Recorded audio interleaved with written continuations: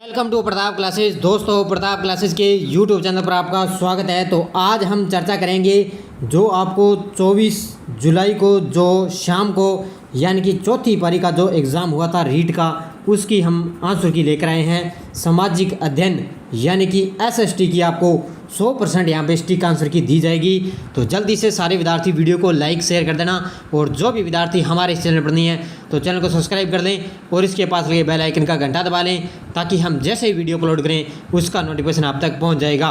तो आपको यहाँ पे सामाजिक अध्ययन यानी कि 60 क्वेश्चन आते हैं जो एसएसटी के, वो यहाँ पे स्टिक आपको यहाँ पे आंसर की दी जाएगी। और ये मैं लेकर आया हूँ 24 जुलाई जो शाम को यानी कि चौथी शिफ्ट का जो एग्ज़ाम हुआ था उसकी आंसर की मैं आपके लिए लेकर आया हूँ। तो स्टार्ट करते हैं। अब आपको पता है जो रीट की जो वेबसाइट है उस पे कल शाम को ही रात को क्या है जो ये पेपर अपलोड कर दिए हैं, तो ये आप देख सकते हो। और आंसर की आपको कुछ ही दिनों यानी कि 15 या 20 दिनों के अंदर अंदर आंसर की आपको ओरिजिनल आंसर की मिल जाएगी। तो स्टार्ट करते हैं। देखिए, पहला क्वेश्चन ये आया था कि भारत की संविधान निर्मात्री सभा के उपाध्यक्ष कौन थे? तो इसका राइट आंसर हो जाएगा एच.सी. मुखर्जी। कौन थे? एच.सी. मुखर्जी। तो इस भारत की संविधान निर्मात्री सभा के उपाध्यक्ष एच.सी. मुखर्जी थे। संपत्ति का अधिकार वर्तमान में भारत के संविधान के किस अनुच्छेद में वर्णित है? ये है, ध्यान रखना, 300 क। ऑप्शन नंबर सी इसका करेक्ट आंसर हो जाएगा। 300 क में संपत्ति का अधिकार वर्तमान में भारत के संविधान में 300 क में ये उल्लेखित है। उसके बाद में ये क्वेश्चन देखो, 6 से 14 वर्ष उम्र के बालकों को शिक्षा के अवसर उपलब्ध कराने हेतु कौन सा संविधान संशोधन किया गया?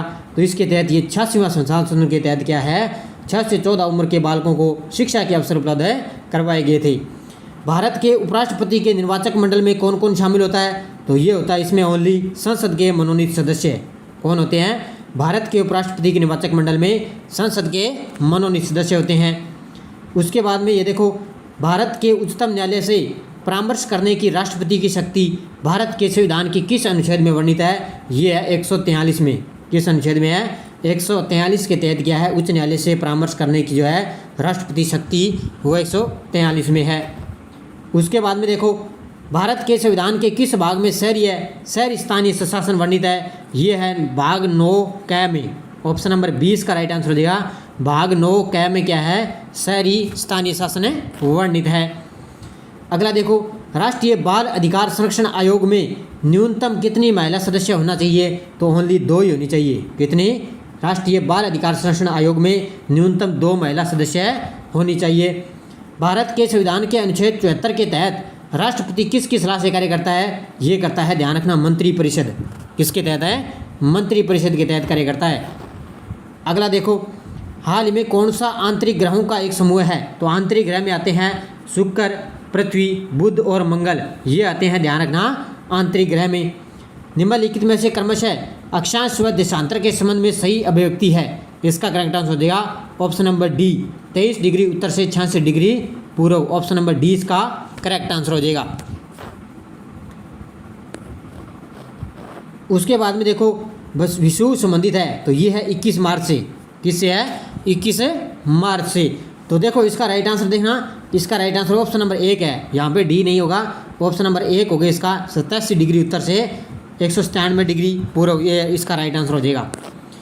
अगला देखो, कौन सी पर्वतमाला प्रायद्वीपीय पठार के उत्तर पश्चिम में स्थित है? तो ये है अरावली।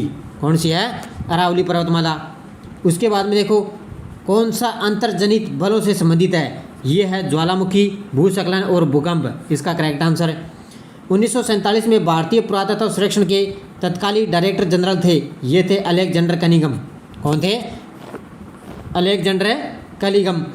किस सातवां शासक ने स्वयं को अनूठा ब्राह्मण एवं क्षत्रियों के दर्प का हनन करने वाला बताया है? तो इसमें है गौतमी पुत्र सातकर्णी। ऑप्शन नंबर डी इसका करेक्टर। वर्तमान रूप में उपलब्ध भगवान महावीर एवं उनके अनुयायियों की शिक्षाएं लगभग 1500 वर्ष पूर्व गुजरात में किस स्थान पर हुई थी? ये हुई थी वल्लभी, गुजरात में। कहाँ पर हुई थी? वल्लभी, गुजरात। अगला देखो, संघ में पुरुषों और स्त्रियों में रहने की अलग अलग व्यवस्था थी, यह हमें किस त्रिपिटक से मिलता है? ये मिलता है विनय पिटक से। किससे? विनय पिटक। कौन सी नदियों ने मगध के यातायात, जल वितरण एवं जमीन को उपजाऊ बनाने में महत्वपूर्ण योगदान दिया? तो वो थी गंगा और सोन नदी। कौन सी थी?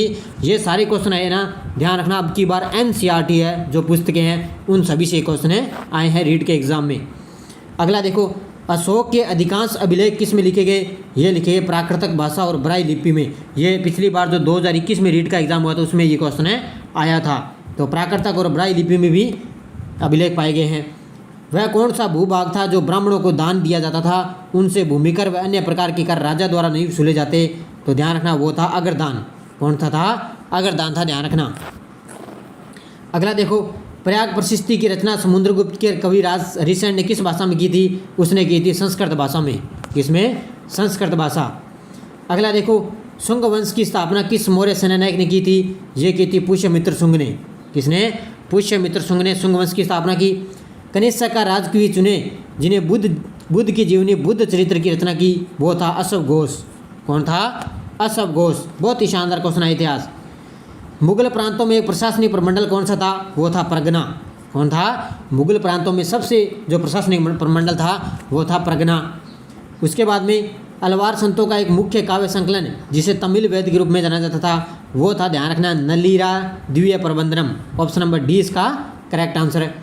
मुगल शासक जहांगीर की माता किस राजपूत वंश से थी? वो थी कछवा वंश से, क्योंकि आमेर के राजा बारमल की ये पुत्री थी और इसने जो है कछवा राजवंश से ये संबंधित थी। उसके बाद में देखो, ये फल एक दिन हमारे मुँह में आकर गिरेगा। 1851 में गवर्नर जनरल लॉर्ड डलहौजी ने यह कथन किस रियासत के बारे में कहा? यह कहा था अवध के बारे में। किसके बारे में? अवध के बारे में। अगला देखो, प्रत्यक्ष कार्रवाई दिवस हेतु कौन सा दिन निर्धारित किया गया? 16 अगस्त 1946 को। कब है? 16 अगस्त 1946। किस संविधान संशोधन के द्वारा भारत में वयस्क मताधिकार की आयु 21 से 18 कर दी गई? वो था 61वां संविधान संशोधन। कौन सा था? 61वां। भारत के संविधान की प्रस्तावना में कौन सी विशेषता नहीं है? तो ध्यान रखना ये नहीं है। इसमें दो ऑप्शन बता रहे हैं, एक तो राजनीति न्याय हो सकता है या इसमें से संघीय शासन हो सकता है। तो इन दोनों में आप देख लेना भी भारत की संविधान में कौन सा विशेषता नहीं है, तो संघीय शासन और इन दोनों में से इसका राइट आंसर एक होगा। पिछोला झील का निर्माण किस शासक के समय हुआ? ये हुआ था महाराणा लाखा के समय। किसमें? लाखा के समय हुआ था। उसके बाद में देखो, सवाई जय सिंह द्वारा लिखित जय सिंह कारिका नामक ग्रंथ किस विषय से है? ये है ज्योतिष शास्त्र से। किससे है? ज्योतिष शास्त्र। पिछवई चित्रकला आपको पता ही है, नाथ द्वारा से है। कहाँ की है? नाथ द्वारा। अगला देखो, ये देखो कितनी बार क्वेश्चन आए हैं। रागड़ी और निमाड़ी किस राजस्थानी बोलियों की बोली है? ये है मालवी की। किसकी है? मालवी। वागड़ की मीरा है तो गौरीबाई। कौन सी है? वागड़ की मीरा के नाम से जानी जाती थी गौरीबाई। अब ये कुछ SST के आ सकते हैं, ये आप देख लेना। उसके बाद में आगे मैं थोड़ी GK की और बात कर लेता हूँ। GK की बात कर लेता हूँ। अब ये यहाँ पर देखो ये आया है, कौन सी स्थानीय पवने 30 डिग्री दक्षिण अक्षांशों से 60 डिग्री दक्षिण अक्षांशों के मध्य चलती है? तो ये है पछुआ पवने, जो है 30 डिग्री से 60 डिग्री के मध्य चलती है। विल्ली विल्ली चक्रवात होते हैं पश्चिमी ऑस्ट्रेलिया में। कहाँ आते हैं? विल्ली विल्ली चक्रवात पश्चिमी ऑस्ट्रेलिया। उसके बाद में महासागरीय धाराओं में कौन सी धाराएं दक्षिणी अटलांटिक महासागर में स्थित है? तो ध्यान रखना ये है ब्राज़ीलीय धारा। उसके बाद में बेंगुला और गल्फ स्ट्रीम धारा, ये आएगा इसका करेक्ट आंसर हो जाएगा 1, 2 और 4। ये OSU की धारा इसमें नहीं आती, ये देख लेना आप। उसके बाद में देखो, देहरादून कोटलीदून एवं पाटलीदून स्थित है, ये कहाँ पर स्थित है? तो ये आप इसका क्वेश्चन आप देख सकते हो, ये भी आप यहाँ पे देख सकते हो। देख लेना किस तरह के क्वेश्चन आए हैं। राजस्थान के भौतिक प्रदेशों का उत्तर से दक्षिण दिशा में सही क्रम है? तो इसका करेक्ट आंसर है option number C, Shekhawati, Vindhyan श्रेणी, लूणी बेसिन और माही का मैदान, ये आएगा इसका राइट आंसर, ध्यान रखना। उसके बाद में देखो, अरब सागरीय पोहा तंत्र का उदाहरण है, ये है ध्यान रखना जोजड़ी, बांडी और जोवाई, ये हो जाएगा अरब सागरीय पोहा तंत्र का उदाहरण। उसके बाद में यहाँ पे देखो सम्मिलित करना है आपको, क्या करना है? सम्मिलित करना है। अब यहाँ पे देखो आपको पता है सीता माता है जो उड़न गैलेरी के लिए प्रसिद्ध है, यानी कि 3 का D हो जाएगा। अब यहाँ पे D हो जाएगा, यानी कि 3 का D हो जाएगा। ऑप्शन नंबर 1 इसका राइट आंसर हो जाएगा।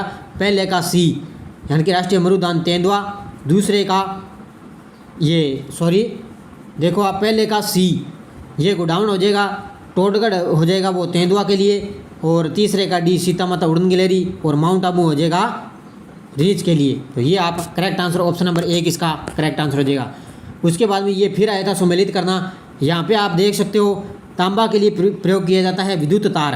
किसके लिए? विद्युत तार आपने देखी हो तांबा, उसमें प्रयोग किया जाता है। यहाँ पे 2 का हो जाएगा 1 नंबर, ऑप्शन नंबर डी इसका करेक्ट आंसर हो जाएगा। पहले का डी जस्ते के लिए बैटरी अमल हो जाएगा। उसके बाद में तीसरे का बी जिप्सम के लिए उर्वरक है और वलस्टेनाइट है सिरमे के लिए, तो ऑप्शन नंबर डी इसका करेक्ट आंसर हो जाएगा। उसके बाद में उत्तर पश्चिमी रेलवे का मुख्यालय आपको पता है जयपुर में है। बहुत ही शानदार क्वेश्चन आया था। राणा सांगा की मृत्यु 30 जनवरी 1528 को राणा सांगा की मृत्यु हुई थी। ये सरल सरल क्वेश्चन आए हैं। विश्नोई संप्रदाय के प्रवर्तक जाम्बूजी हैं, ये आपको पता ही है। बिजोलिया किसान आंदोलन को प्रचार देने के लिए प्रताप के संपादक कौन थे, तो गणेश शंकर विद्यार्थी, ये आपको पता ही है। उसके बाद में देखो ये राजस्थान एकीकरण के प्रथम चरण में मत्स्य संघ की स्थापना कब हुई, 18/3/1948 कब हुई थी, 18/3/1948। और 1919 में राजस्थान सेवा संघ की स्थापना विजय सिंह पथिक, रामनारायण चौधरी और हरिभाई किंकर के योगदान से कहाँ हुई थी, वर्धा में हुई थी। ध्यान रखना, इसका करेक्ट आंसर हो जाएगा। तो ये जीके के क्वेश्चन थे, मैंने आपको उपलब्ध करवा दिए एसएसटी के। अभी 15 या 20 दिनों के अंदर अंदर आपको आंसर की ऑफिशियल आंसर की आपको उपलब्ध हो जाएगी। तो यहाँ पे आप मिलान कर सकते हो कितने क्वेश्चन आपके सही हो रहे हैं, और जो आपको पास हो रहे हैं उसमें आप अगले 3rd ग्रेड के लिए आपको अच्छी से तैयारी अभी से लग जाइए। तो धन्यवाद दोस्तों, जय हिंद जय भारत।